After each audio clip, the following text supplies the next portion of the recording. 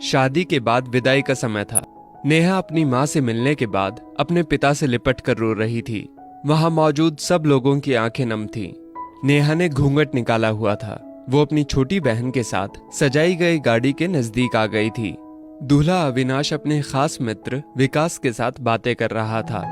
विकास ने कहा, यार अविनाश, सबसे पहले घर पहुंचते ही होटल चलकर बढ़िया खाना खाएंगे। यहाँ तेरे ससुराल में खाने का मजा नहीं आया।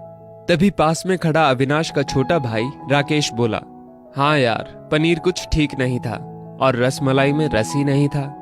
और वो ही कर जोर जोर से हंसने लगा। अविनाश भी पीछे नहीं रहा। अरे हम लोग होटल चलेंगे, जो खाना है खा लेना। मुझे भी यहाँ खाने में मजा नहीं आया, रोटियां भी गर्म नहीं थी। अपने पति के मुंह से ये शब्द सुनते ही नेहा, जो घूंघट में गाड़ी में बैठने ही जा रही थी, वापस मुड़ी, गाड़ी के दरवाजे को जोर से बंद किया और घूंघट हटाकर अपने पापा के पास पहुंची। अपने पापा का हाथ अपने हाथ में लिया और बोली, मैं ससुराल नहीं जा रही हूँ पिताजी, मुझे ये शादी मंजूर नहीं। ये शब्द उसने इतनी जोर से कहे कि सब लोग हक्के बक्के रह गए। सब नजदीक आ गए। नेहा के ससुराल वालों पर तो जैसे पहाड़ टूट पड़ा। मामला क्या था, ये किसी की समझ में नहीं आ रहा था। तभी नेहा के ससुर राधे श्याम जी ने आगे बढ़कर नेहा से पूछा, लेकिन बात क्या है बहू? शादी हो गई है, विदाई का समय है, अचानक क्या हुआ कि तुम शादी को नामंजूर कर रही हो? अविनाश की तो मानो दुनिया उजड़ने जा रही थी। वो भी नेहा के पास आ गया, अविनाश के दोस्त भी। सब लोग जानना चाहते थे कि आखिर ऐन वक्त पर क्या हुआ कि दुल्हन ससुराल जाने से मना कर रही है। नेहा ने अपने पिता दयाशंकर जी का हाथ पकड़ रखा था। नेहा ने अपने ससुर से कहा, बाबूजी, मेरे माता पिता ने अपने सपनों को मारकर हम बहनों को पढ़ाया, लिखाया व काबिल बनाया है। आप जानते हैं एक बाप के लिए बेटी क्या मायने रखती है? आप व आपका बेटा नहीं जान सकते, क्योंकि आपकी कोई बेटी नहीं है। नेहा रोती हुई बोले जा रही थी, आप जानते हैं मेरी शादी के लिए व शादी में बारातियों की आवाभगत में कोई कमी न रह जाए, इसलिए मेरे पिताजी पिछले 1 साल से रात को 2 से 3 बजे तक जाग कर मेरी माँ के साथ योजना बनाते थे। खाने में क्या बनेगा, रसोईया कौन होगा। पिछले 1 साल में मेरी माँ ने नई साड़ी नहीं खरीदी, क्योंकि मेरी शादी में कमी न रह जाए। दुनिया को दिखाने के लिए अपनी बहन की साड़ी पहनकर मेरी माँ खड़ी है। मेरे पिता की इस 150 रुपए की नई शर्ट के पीछे बनियान में 100 छेद हैं। मेरे माता पिता ने कितने सपनों को मारा होगा, ना अच्छा खाया ना अच्छा पिया। बस एक ही ख्वाहिश थी कि मेरी शादी में कोई कमी ना रह जाए। आपके पुत्र को रोटी ठंडी लगी, उनके दोस्तों को पनीर में गड़बड़ लगी व मेरे देवर को रसमलाई में रस नहीं मिला। इनका खिलखिलाकर हंसना मेरे पिता के अभिमान को ठेस पहुंचाने के समान है।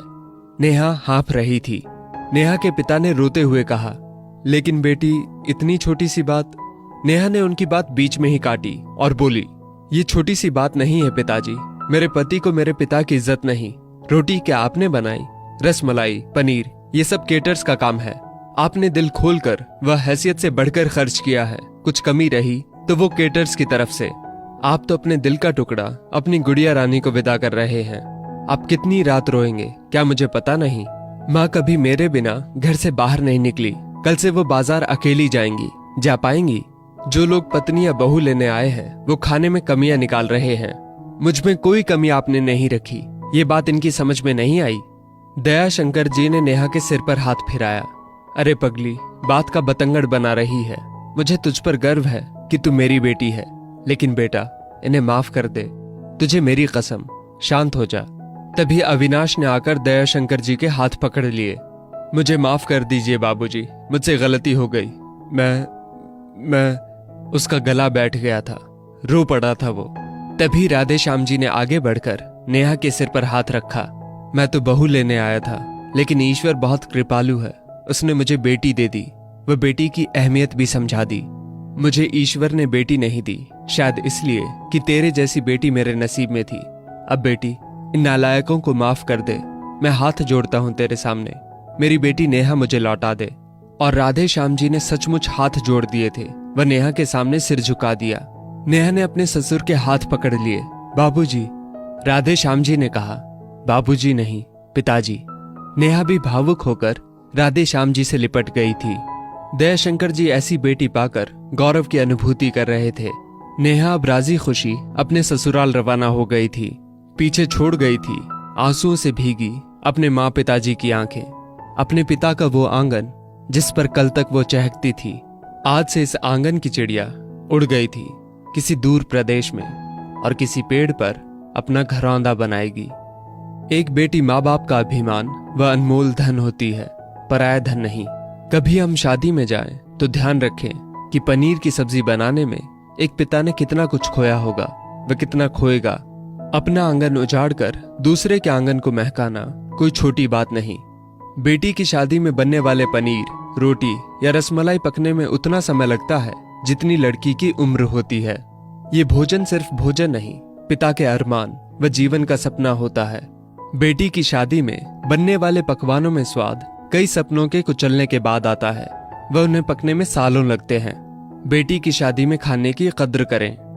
दोस्तों, इस वीडियो को लेकर आपकी क्या राय है, नीचे कमेंट करके जरूर बताइएगा। और अगर आपको ये वीडियो अच्छी लगी हो तो इस वीडियो को लाइक करिएगा, शेयर करिएगा ज्यादा से ज्यादा लोगों तक। और ऐसी ही और भी इंस्पिरेशनल वीडियोस के लिए सब्सक्राइब करें हमारे YouTube चैनल को और Facebook पर फॉलो करें हमारे पेज को। धन्यवाद।